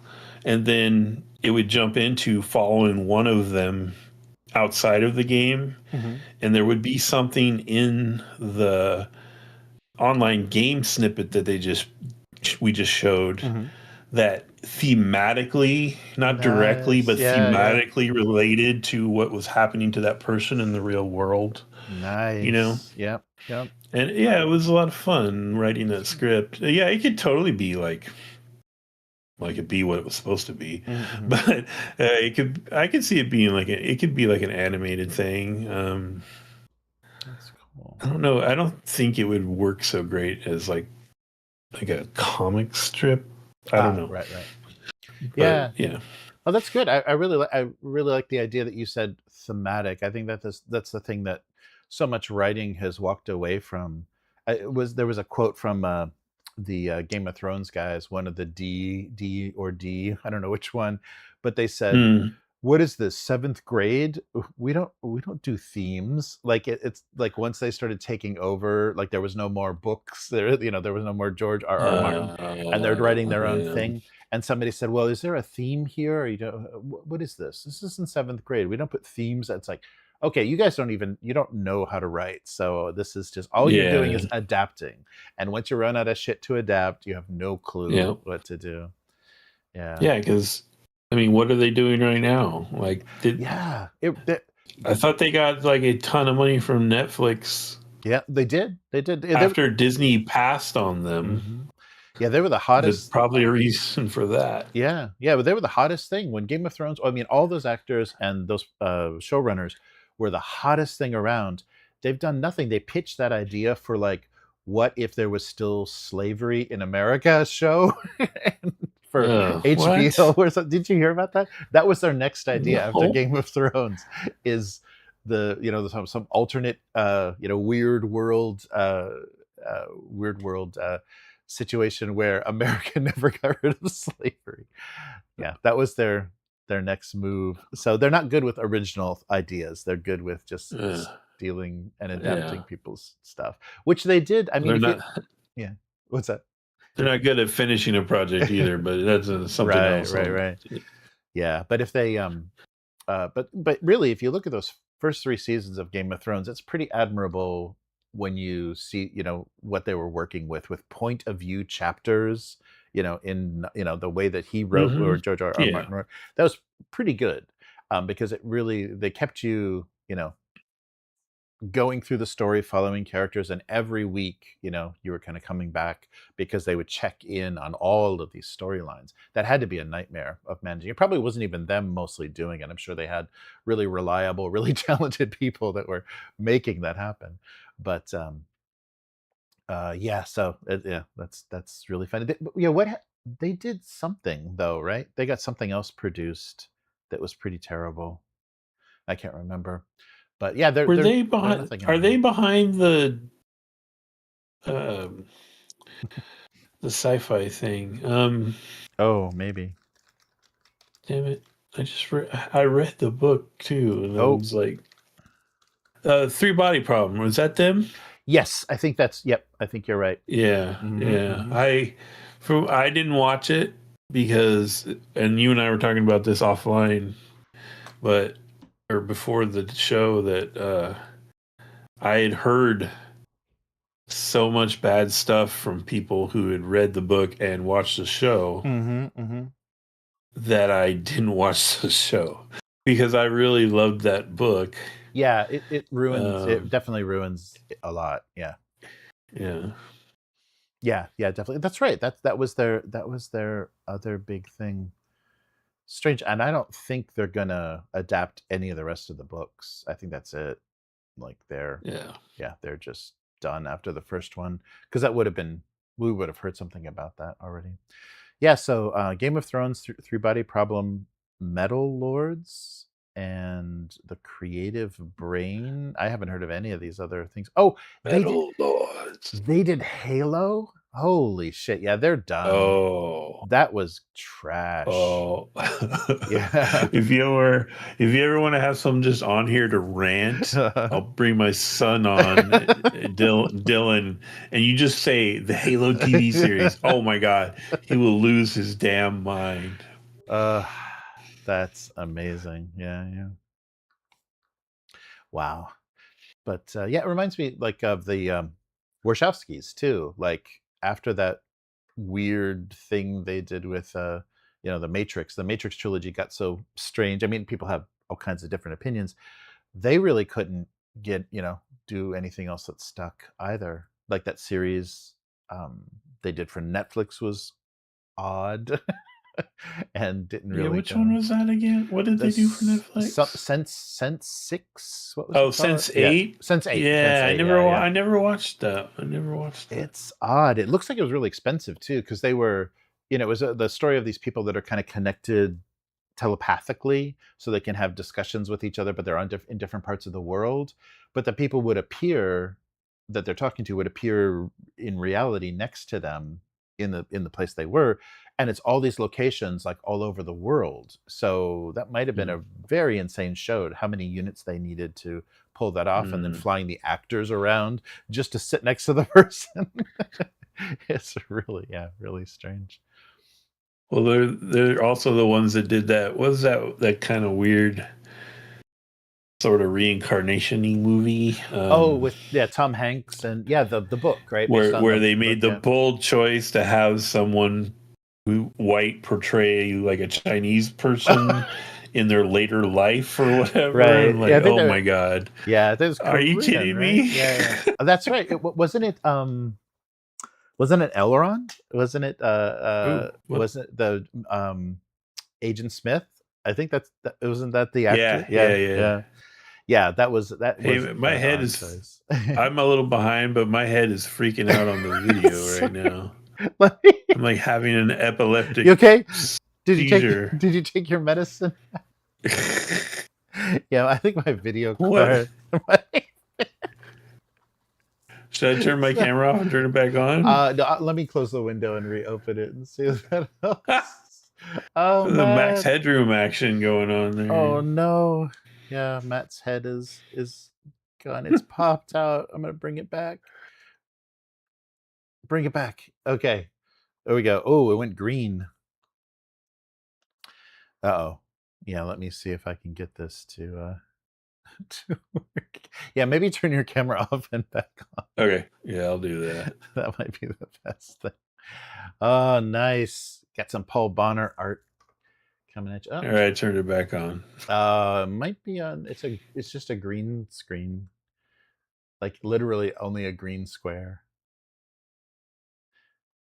All right. Really? I can see myself on Discord. Am I Yeah. dead? Is it gone? Have I been canceled? You've been canceled. Enough of this talk about. Yeah. Oh man, I don't. Yeah, I think it's on my end. Okay, well, that's fine. Just I'll turn my camera off. You can Okay. Yep. Your voice is. show your cool picture back there. your voice is. Oh yeah, we can run like without audio and stuff. We can run stuff on the TV if there's anything you want to talk about. Oh, do you want to talk about Fate? Your thoughts on the system, because you developed an adventure for it. So how do you? Yeah. How do you feel about it? I think Fate is a decent system for a one-shot adventure. I don't think I would want to play an ongoing game of Fate. Right. Mm-hmm. But as far as when I had the original idea to do this adventure in Fate, I think it's working out fine. I could see a lot of sort of more dedicated genres where I don't buy that Fate would be that great. Like I don't think a full-on action kind of game would be great for Fate, and I don't think an intense like alien or whatever horror kind of game would be great for Fate. But if it's just like somewhere in the middle ground and you want to just have fun telling a one-shot story, I think it's pretty good. The core rulebook is ridiculous. Okay. Yeah, it's like, pretty big. They could have given you like a 20-30 page softbound book, and that would be the whole system. You know, and then you're looking at this other 300 pages or whatever that's in that book, and you're just like, what? Yeah. It's all just like ideas and vibes and like game theory that it's just this fuzzy mess. And the problem is that in that mess are the rules. Right.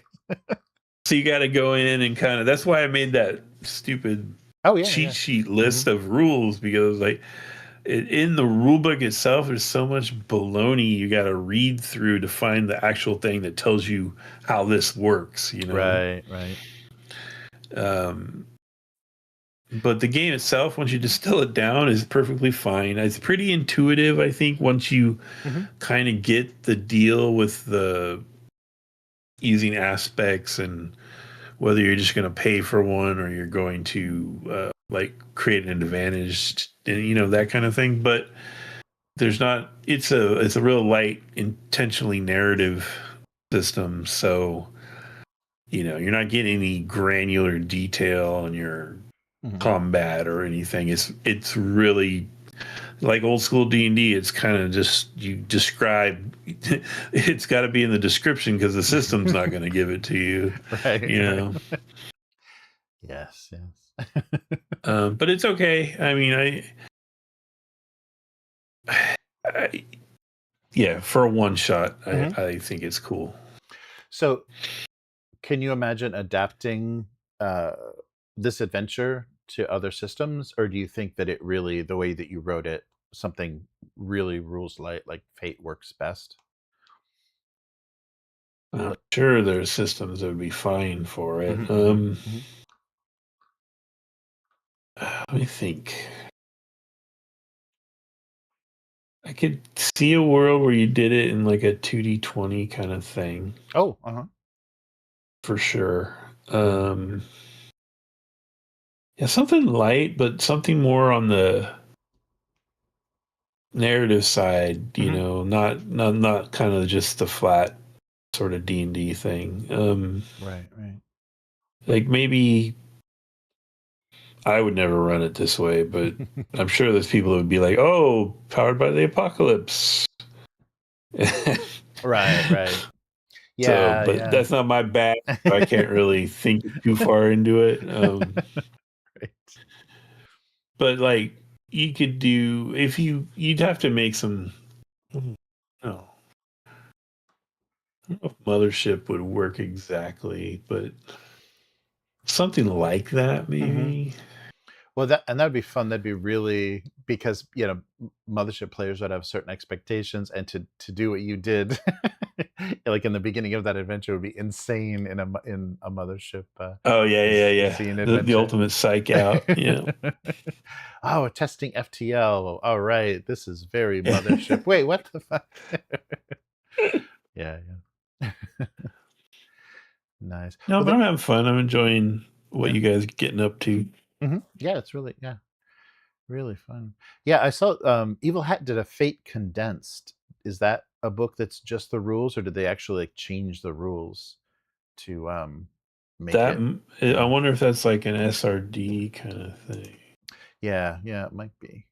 But Evil Hat also announced that they're walking. I mean, I think we talked about it on here, right? They're walking away from Fate. Yeah, and that's pretty amazing, especially with kind of OSR and everything, for people to just say, yeah, this system is of its time, it's had its day, people have enjoyed it, there's other stuff, and there's other stuff that matches like people's sensibility, because this being based on fudge, being based on online, not necessarily mud, but LARPing on the internet, is it's a very different thing from what people's expectations are now. So yeah, I thought that was really interesting for the creator to say that. It's just like, yeah, it's fine. I'm okay with it. It not being something we're actively producing for, and it will always exist. Like, you'll always be able to go back to it, and it may have a revival. Like, we may see people saying, yeah, but can't we do this differently? And isn't there like a system that would work for almost any kind of setting? And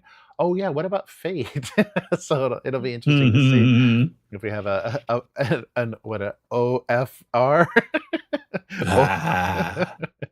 But yeah. Well, yeah, I mean, that's like after we finish playing, I kind of want to go back and maybe do a little debrief with Clarion, and then kind of clean it up, and then hopefully we can talk you into jumping in. And then I would, because they're totally very open license thing. So, put it on drive-through, put it on itch, see what happens. Yeah, that'd be very fun. No, definitely. And I'm just looking right now. Fate Condensed is literally their SRD. Oh, okay. Okay, yeah, they condense it. I was almost right. I think I said 30 pages. Yeah. It's 50. Right. Like, it literally says, considering the gist of a system from condensing the gist of a system from nearly 300 pages down to 50 pages. Like, yeah. See, look at all that. You probably would have saved money if you weren't having someone write so much fluff. Right. Yeah, that's funny. Nice. Yeah. That's what? What's that? Evil Hat also co-produced Deathmatch Island. That was a really fun game. Yeah, that was great. Yeah, that's really great. Yeah, as long as they keep getting involved with original ideas and people that have are really kind of pushing things and hitting some real sweet spots with what people want to play. Yeah, Evil Hat's got some good stuff. They have two things I'm looking at right now. They were both things I was interested in. Blade 68. Yeah. Yeah, when are you gonna run that? Oh, I can run that soon. I think I've got all the digital content. I need to get, because you need the original Blades in the Dark book. So I got to get that system in my head and then swap out everything to the new setting, that new kind of, Duskval in a bubble, whatever the kind of the future, the big promising kind of future thing. And then really, because I'd love to run heists and stuff. That would be really fun. Yeah, that would be fun. And to see the kind of the characters you guys came up with to do that, that'd be good stuff. And the other one, and ironically, this is running on a modified Fate system. which is very confusing, is that Umdar game. That's right. Which is the Thundar the Barbarian game. And that's the thing that brought up the unofficial Thundar Barbarian game. Right. And that's what brought up their whole maybe we should retire Fate, is because they just couldn't get enough excitement going to do the crowdfunder for Umdar. Yeah, they just decided to cancel it and put it out and put it as a PDF. But I never heard about it. If I had heard about it, I would have been all over that. Oh yeah, I think a lot of people would have. I wonder if it's a system though. I wonder if like people were excited about the setting. There'd been a lot of people contributing to that setting, like they'd been developing it for a while. So like, okay, let's put all the material out now. Hey guys, Fate, but it's weird post-apocalyptic fantasy, sword and super science sorcery. Come on, guys, let's go. And people are like, yeah, but Fate. Yeah. So, I don't know. Yeah. It is hard for me to picture Fate in a real actiony environment where you're constantly having to stop and consider like the aspects and creating an advantage and stuff. I feel like that would, for a real actiony game, that would kind of break up the rhythm. Yeah, that's true. Is it only Fate? They don't have like other versions of it, I guess. Doesn't look like it. It might be, but setting wise, it might be loose enough that you could just adapt it to something.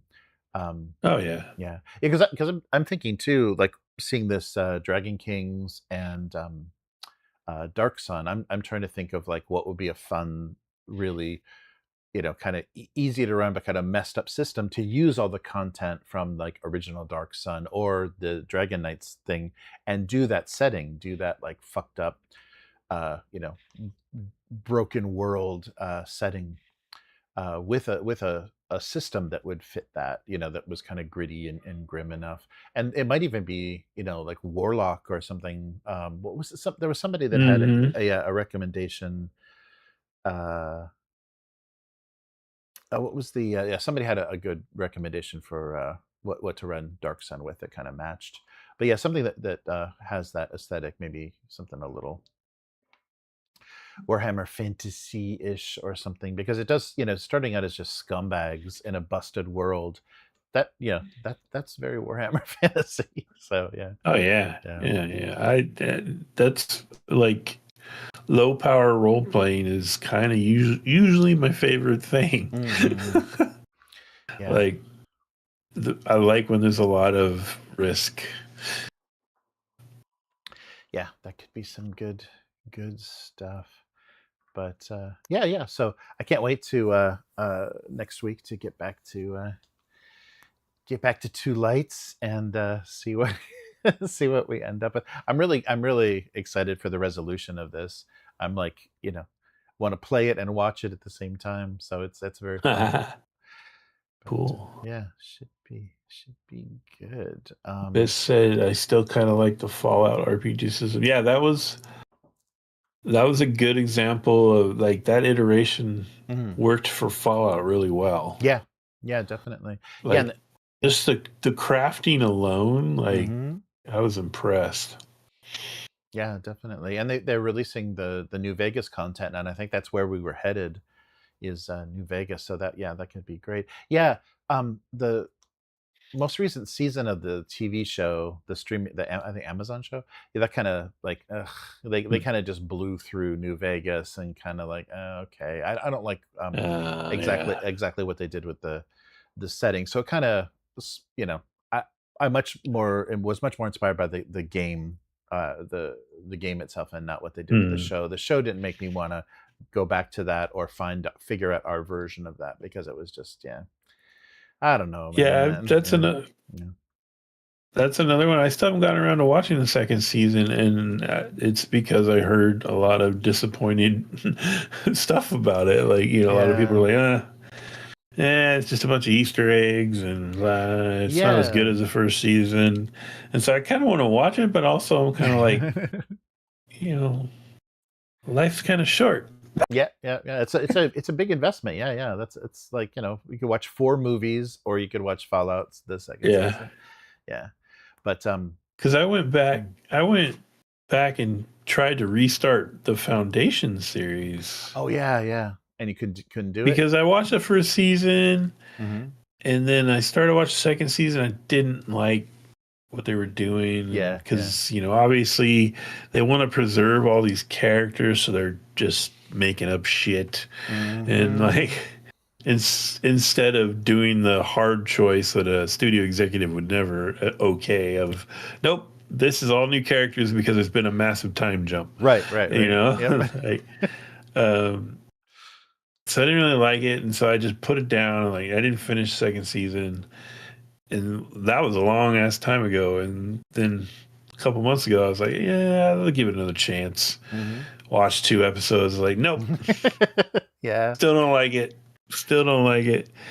And it kills me because it's Apple, and it's the thing I always say. Like, even the stuff they do that I don't like is at least is well made. Like, it's high quality production.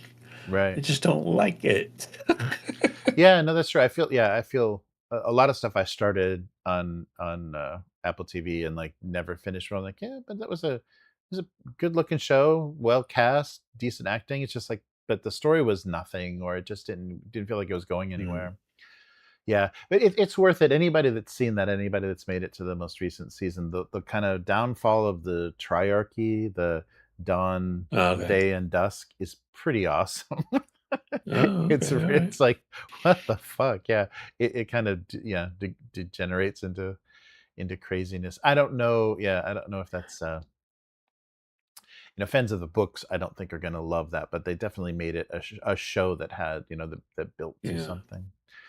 But it's a really tough books to adapt. Like, I'd say they're harder than Dune. Like, oh yeah. Even though Dune is kind of zoomed out, there's a lot of that internal monologue and stuff. Like, there's so much atmosphere, and Isaac Asimov had great ideas, but he was a scientist first, and like, I wouldn't say he was great at creating like atmosphere. yeah, that's true. So it's very zoomed out and with a lot of hard cut, time jumpy kind of stuff going on, and it's well thought out. But they had to make up stuff to make it into a TV show, obviously. Right. Yeah, and I think I would have liked to have seen just different characters every season, to be honest. Yeah, no, I think that could have been really interesting, but isn't Apple like a place where it would be okay to try that and fail at it? Because if it's really successful, and if people are blown away by this, new approach to, doing this kind of streaming, series that's not, one long story arc over a season that you got to watch from beginning to end. You can't jump into the middle. That would be very I would cool. assume the creators who, originally when they conceived it were probably already thinking in terms of changing it to something more like what it is, Right. Yeah, it is just hard. It takes a lot out, and then you don't have those without those big time jumps. It doesn't, you can't put together, okay, what did I see, last time, or before this happened, because I don't think they could do it season to season. But what how did that last era inform this era, and have these things that kind of and some characters that were kind of like eternal that could make it into other, but yeah, there just wasn't anything that resonated or anything, because it was just all the same characters, and they changed a little bit, but in the show, but didn't bring with them a lot. And that's the funny thing. So we're talking about that streaming kind of way that they have to make those shows. With this new season of Rings of Power, they're talking about you don't have to have watched the previous seasons to watch the new season, because they know the viewership was so bad for the previous season that no, don't worry, don't go back and watch that shit. Just start here. This is the best part. And whatever you do, don't read the Silmarillion, because then you'll hate us more. Yeah. But that's so funny that they're talking like that. It's like, no, this is a good starting point. When I saw like proto ring wraith, I was like, oh yeah, what are you doing? I can't, but they're going to finish. Like they're going to do 5 seasons of television as their contractual, their license. I guess according to their license, they're obligated to do. Amazon licensed television, 5 seasons of TV from Middle Earth Enterprises or whoever the hell owns that now, and that's what they're going to do, regardless of what that means. And that's a funny thing is like if that exists forever on Amazon Prime, is viewable forever on Amazon, or if like Willow, the Willow streaming series, it just like quietly disappears, and people are like, "Wait a minute, wasn't there like Lord of the Rings television? What was that?" Like there'll be future generations that will wonder what the hell that was. Do you know anything about that? They're doing another book series. They're going to dump $1 billion on, and I think it's like a YA fantasy thing. The book's called Fourth Wing. No. Oh, geez. Yeah, the Empyrean series or something. No. Yeah, it's about like Dragon Rider type people. I had never heard of it before I saw like a little news snippet about it. So why would you produce that before you would do Dragon Riders of Pern? Like that doesn't make any sense. Like why would you choose some That's a derivative? very good question. Yeah. But also apparently this is kind of what they're going to replace that other fantasy series that they totally screwed up, The Wheel of Time. With. Okay. Oh, wow. Yeah, and I saw there was another YA series that Blood and Bone, it's called, something like that. That's just kind of like a very Afro. Oh, that's on Netflix, huh? Yeah, I think so. There's a very kind of Afrocentric story, like kind of fantasy. Or I don't know if it's fantasy. But no, that's a different one. That's a different one. But the creator, the writer, has completely disowned it already. It hasn't even come out yet, and she's like, "I'm not even talking about it. I just this was horrible what they did to it." So yeah, that's when that happens, that's very bad news. Yeah.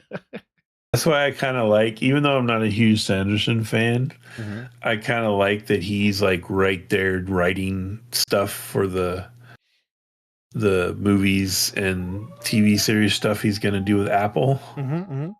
Because he's like probably going to make it as close to authentic as he can. And if it doesn't work, then what the authors, he die on his own sword. Like, he will have to accept some responsibility for it. Right. Yeah, no, that's true. Yeah, that was so odd that he kind of early days when the Wheel of Time, he's like, Sanderson was like, yeah, I kind of like what they're doing with it. It looks interesting. And then he like backed away from that as soon as it started to collapse. He's just like, I never thought they knew. They had no idea what the hell they were doing. And it's kind of funny because Sanderson's a Mormon. And Wheel of Time kind of feels like it was filmed by Mormons. Yeah, okay, anyway. So we'll see. There's some things that I'm just terrified of seeing what they're going to do with, like this the Blade Runner streaming series is coming out. That's one that I'm going to watch. I think I'm going to try to do like a trailer blackout from this point on. Okay. And a review blackout, and then like I'm just gonna watch it and try to make my own judgment call about it. But I'm terrified I'm gonna just be disappointed. Yeah, I can imagine it going very badly. I mean, if the Cartoon Network series, I think it was Cartoon Network, they did a like a story that bridged the two eras, the 2019 and 2049. They did a series with kind of an Asian female main those character. Little shorts, right? Yeah, right. Yeah. So, oh yeah, not not the anime shorts. It was actually like a CG, like a looked like Clone Wars almost in the crappy Oh, CG. really? Yeah, they did a Oh. series where they had the character, they had the Wayland character, or no, the not Wayland, the new one, the new corp. Oh, They, yeah. they had Yeah. a younger version of that guy, I think before he was blind or something, in that series. Okay. Oh, because it's right. It was the story of how he was blinded. Like you saw how he got blinded. You didn't Oh. need to see that, but they included that. Oh, Um, yeah. but if that piece of that was okay. I mean, it wasn't insane. It was Cartoon Network level, Clone Wars level kind of Yeah. writing and stuff. If that's better than this Blade Runner series that's coming out, I'll be Ugh. so depressed. If they can't even Yeah. tell a Yeah. story that well. The one I'm going to fanboy over, and just warn you right now, I'm going to be very biased, is the Neuromancer series. Oh, yeah. I'm all in on that. Like, they'd have to make they'd have to really F it up for me to be mad, I think. But Right. Yeah, and the way that that's looking, if it's going to be as good as it looks, and how they're going to, handle the story arcs and stuff, we may never see. There's not going to be a Cyberpunk 2077 or Red or 2020 series, because they're going to nail that. Like, it's not going to be able. It won't be able to be done. Like Neuromancer will be that series, just because they're showing the cyberpunk world in daytime. You're seeing that grungy world, and it's not raining, and you're like, oh yeah, that's what the game did. Right. That's what 2077 did. That you're Yeah. just like, yeah, that's perfect. Yeah. And they're going to change locations, which is very rare in cyberpunk stuff. Yes. Yeah, definitely. They do a lot of world hopping in that book. Right. A lot of world hopping. Yeah, even a little space hopping. Yeah, that's very cool, and that could even, I think that could broaden stuff out. And I wonder if there will be a Neuromancer, TTRPG license. If somebody will try to pull that off, because that would be direct competition to Cyberpunk. Yeah. And that whole thing, the history of that. Are you familiar with all that? That was no. Because Artel Sorian, what's his name? I'm blanking on his name right now. His real name. Oh, Pondsmith? You Mike Pondsmith? Yeah, Mike Pondsmith. Yeah. So when he made Cyberpunk, the role playing game, it was a full on, like, he loved Gibson's stuff, and he turned it into a game, and like even down to like a lot of shared terminology. Right. And William Gibson has done interviews where he is acknowledged that he was aware of it, and basically he said, I'm not very happy about it, but I'm going to let him do it. Wow. So like he was aware of it, and he definitely felt like it was lifting a lot from him, but he didn't do the, there were no cease and desists or anything. He just let him ride. Yeah, didn't sick his And publisher's Mike Pondsmith is really lucky. Yeah, that's how it went down. Right. Oh yeah. No, that's true. Because it's persisted so long, and then he was able to license his kind of derivative work, or his fan work. He was able to license it to a game company that has now created a property that generates insane amounts of money for board games and collectible card games and stuff. Yeah, very interesting. Yeah, that'll be cool. Yeah, so I guess there wouldn't even be a point of making that a separate license, because there'd be so much overlap. Why would you license that when you could just do an existing Artelsarian license? Yeah, it'd be interesting. I would love to see a really good system that was designed for it. And because I'm sure that I have not played officially the new Cyberpunk Red rules, but I played a lot of the old Cyberpunk and Cyberpunk 2020. And they're decent rules. They're pretty high lethality. But they had neat life path stuff, and combat was pretty fun. pretty interactive, and the net running. It's a good thing they've kind of moved on from that in was 2077. Yeah. Like it's more like the remote hacking thing than the right. the net running, because the net running was a problem. It was like, well, the net runner's going to go in a dungeon basically now, and the rest of you go get your Mountain Dews or whatever. But yeah, I would love to see a system designed kind of from the ground up for that world. That might be kind of neat. What I wouldn't want them to do is license it to, random game company, whatever, because they were willing to pay the price. Yeah. You mean like Renegade? And then we just get another like Renegade. You just get another licensed book that no one's gonna play. Yep. Yeah, that would be terrible. Yeah, I wonder what the state, because they obviously licensed it for the streaming series. So yeah, I wonder what the state of that property is. Yeah. Did you like the 2077 cartoon? Oh yeah. Yeah, I mean it was like I thought it was pretty good. Yeah, it was very classic. I mean the studio Trigger that did that, they're very classic anime. Like they do their shows. I was surprised they were able to pull off it's still being believably that world, but so anime, because like nothing happens like that extremely, in that setting in the game. Yeah.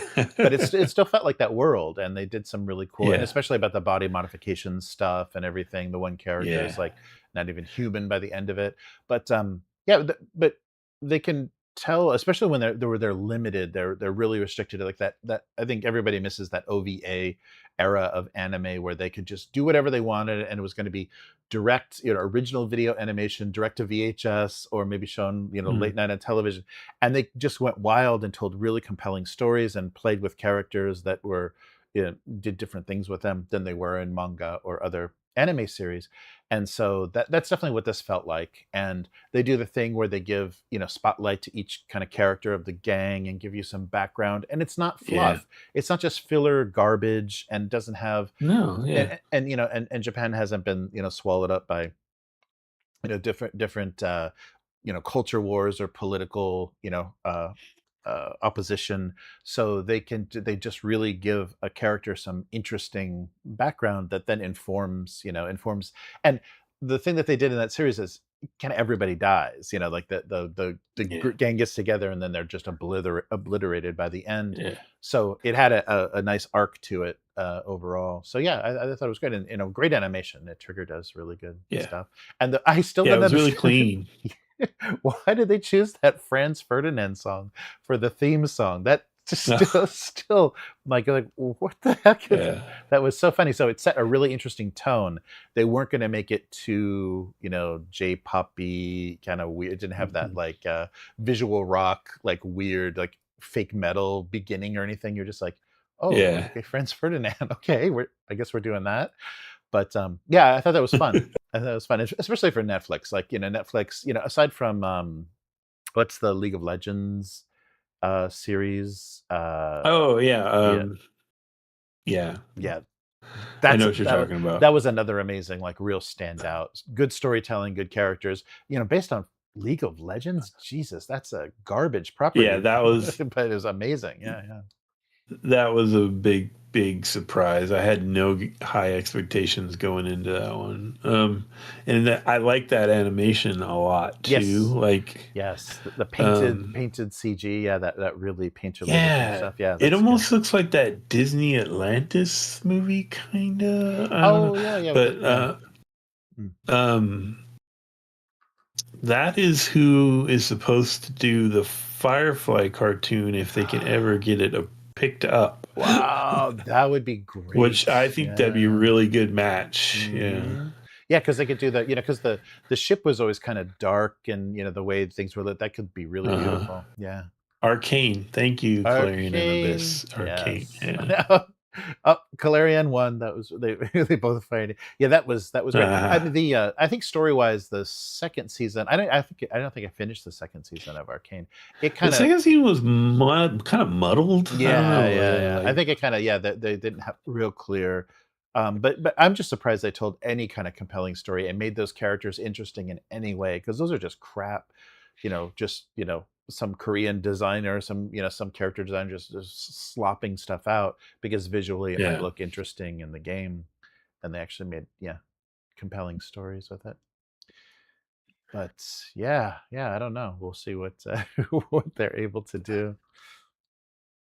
That was an online game that I was never brave enough to get into because I had heard so many horror stories about the fan base. That's just unplayable crap. I mean, yeah, there's so many just vicious Southeast Asians on there, just want to tear you apart. Yeah, it was really nasty. Yeah, and I guess because I only played it from Asia, so I was only on Asian servers, and usually Asian servers are pretty cool, especially if you're playing with Japanese players.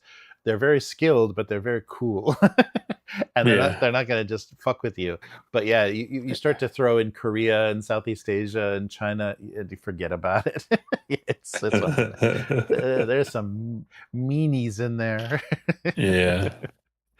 Yeah, that's very funny. Oh man, but yeah. So I can't wait to. I'm so glad we're playing twice a week. This is Yeah, really, it's really nice. fun. So my plan, just so we can look down the road, is once we're done with this Fate adventure, I'm going to devote my time to thinking more about running Broken Empires. Okay. So I'm thinking it'll be a while, couple months out. Okay. And we could either just run it and alternate with you on Fridays, or we can do it on Wednesdays. But a couple things with that is I don't know if Will is up for coming back. Right. Or whatever. But also, he had talked about like wanting to keep it real small. Right. Yeah, kind of. So kind of keep that original vibe. Yeah, no, I totally get that. Yeah, and I think it's So go ahead, give some thought, like not only to the kind of campaign you want to run, but what players would work well, or who you want to include. Well, I'm down to run it with everybody. I just don't know if Will's up for that. And maybe maybe not. Maybe I think just from my sense of things, I think keeping it small and keeping it because I really think that once the player number gets too big, Will doesn't feel invested in the characters, and like he's contributed very much to what's going on. So I think when he's just bouncing off of another player, it's magic. It's just really fun because he's really good at that. And so I kind of understand. Yeah, it's I don't know if engage is the right word for it. It's almost more like an anxiety thing, I think. Yeah, and it's hard. Whatever. Yeah, we'll figure it out. I mean, there's a lot of combinations of things. Yeah, I'd be happy to run on Fridays. Like you could give you a break, or you could work on a different game. Yeah, we could just alternate, or whatever. Yeah, well, I think like doing stuff on Wednesdays, like I wouldn't mind going back to like the free league stuff, or find some small stuff that's interesting for us to do on Wednesdays, the three of us, and then have Friday be the bigger game that we keep going, because we can kind of come and go from the OSE stuff pretty easily, I think. So yeah, once you've got Broken Empires kind of nailed down and what you want to do, we can switch over to that for Friday. Yeah, because you're thinking like a big party would be good for that. That would be the best way. No, I mean, I think yeah. I think 2, 3, or 4 would be okay. I personally like, especially in real life, I like 1 GM, 3 players. I think that's a great ratio. Like, right, for our Dragonbane stuff, that was good. Yeah, yeah, like I think it allows a lot of good interaction between the players and allows the GM to kind of work with all three players without worrying too much about leaving somebody behind, you know. Yeah. But four's okay. I never want to go over four. Like Yeah. some people, like especially like OSR people, they love to brag about I ran a 10-player game, a 12-player game. Like, dude,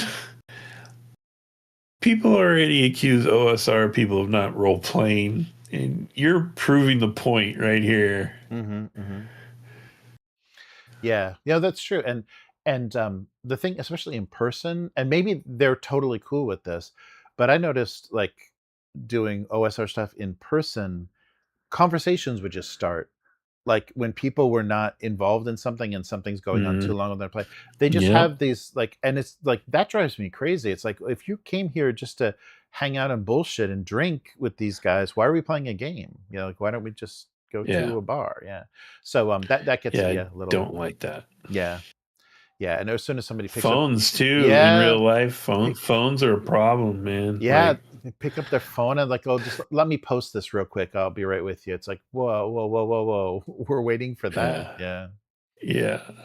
Oh, like, the last time I ran a game in real life was when I was running a Black Sword Hack game. Oh, I yeah, think was the last one, and it was me, Will, Andre, who you know, who's played on the channel once or twice, and another guy. And I had to tell Andre, dude, could you put your phone away? Because like he was like taking turns and tacticus and like, you know, doing all like, man, come on. We're supposed to be right. Yeah. But I think 5e works really well to do that, to just kind of blow off the game, and it's like, okay, we're just gonna kind of stop playing for a while. Yeah, I think that's the problem with some of the most popular systems, is that you can just kind of hang back. Yeah, do I need to roll? Am I attacking? Okay, I'll attack. Okay, and and what were you saying about? The one thing with Broken Empires, I would say though, that maybe favors more than two people is you have like group goals. Yeah. And like it might be more, there might be more like synergy and sharing of labor on those if you had another player or two. But I don't know. That's probably overreacting. There's no reason a 2-player group couldn't have shared goals. Yeah, what did you think about Slay? I mean, we only played the one little quick start thing, but what did you think about that? Because I really wanted those NPCs that we were running to be players. Like I thought maybe like a 4-person team, like 3 or 4-person team would have been perfect for that. Yeah. I kind of dig Slay. It's interesting because when was it originally published? Was it early 2000s or 90s or? I think originally early maybe late 90s. Maybe I'm trying to think. Yeah, remember? I think it's late 90s because it has that 90s, that over the top kind of, you know, super gothy. Yeah, it definitely has the 90s edge thing going on. But I thought the system felt more modern than what I think the game was. Like it was sort of a dice pool system. Yeah, right. And it had the interesting thing of like a success, but then you can add more successes. So it felt more modern to me. It felt kind of like a Year Zero a little bit, and then kind of like a narrative thing with those dice a little bit. And no, it was cool. I liked it. I don't think that Foundry module was good. But no. Yeah, we'd have to. I hope they have enough success. Yeah, they can get somebody to do something professionally, like a full thing in '93. The first edition, it's very nice. Oh, okay, yeah, because that art. So that's a really more ahead of its time kind of system. I feel. I think so. Yeah. I think you're right. And so I think they were probably very inspired by what was going on with Mutant Chronicles and Warhammer and 40K, because that's early days. So they just try to make a more fucked up kind of restricted setting, but had a lot of those same ideas in it. Yeah. Yeah, that's cool. Wow. Yeah. And yeah, second edition. Oh, that's right.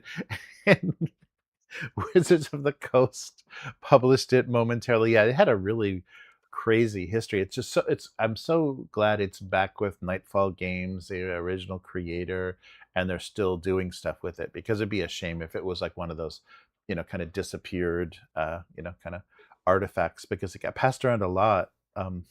Hogshead Publishing, Wizards of the Oh, Coast, Hogshead? Cubicle 7 did it for a little while. Yeah, yeah.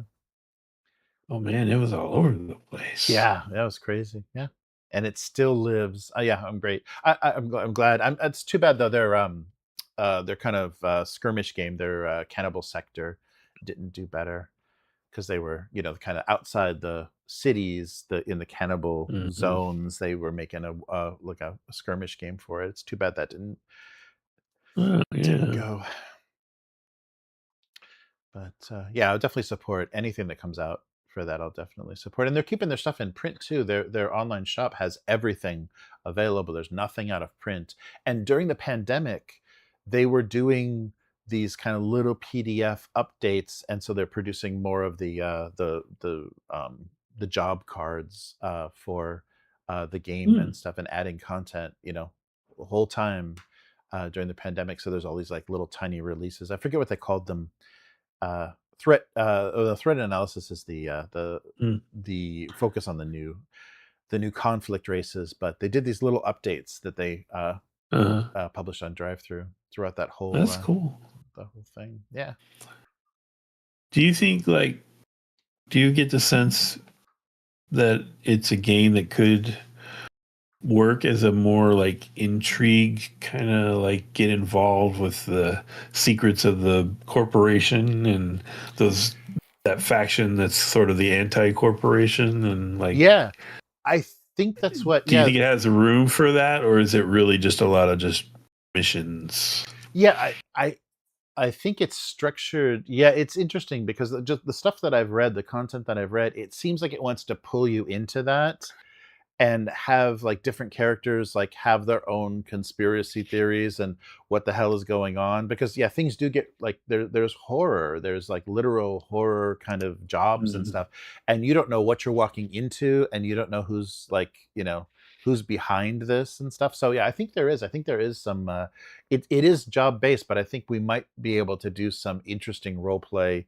between that, just kind of the way we were, just you had to go to that hall, the pit to get your job. There's some role play that can be done, fucking around with the other people or fucking around with the system during that. And that seems like what they intended, because in that quick start, everybody was trying to piss you off. They're literally everybody. Yeah. So they were trying to do, before you actually go on the job itself, everyone was just going to fuck with you. So I think, more than that, you would have weird, weird things that were making you question, what's actually going on in this job, or we're doing this, but what is this really about? There was some intrigue in there, and a lot of really weird, because it's the same thing with Mutant Chronicles.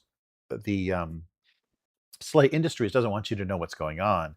They don't want you to know that the people, the aliens that are infiltrating, that you guys ran into the sewers that were dead, were the original species that was wiped out, to populate that planet. Right. And they're coming back. Yeah. So there's some really good stuff in there. Yeah. Yeah, I would love to play that again with you and Abyss. That would be fun. Yeah, some nice splatterpunk. Yes, they call it splatterpunk horror and dark satire. Yeah, it would really be fun to lean into that and do that some more.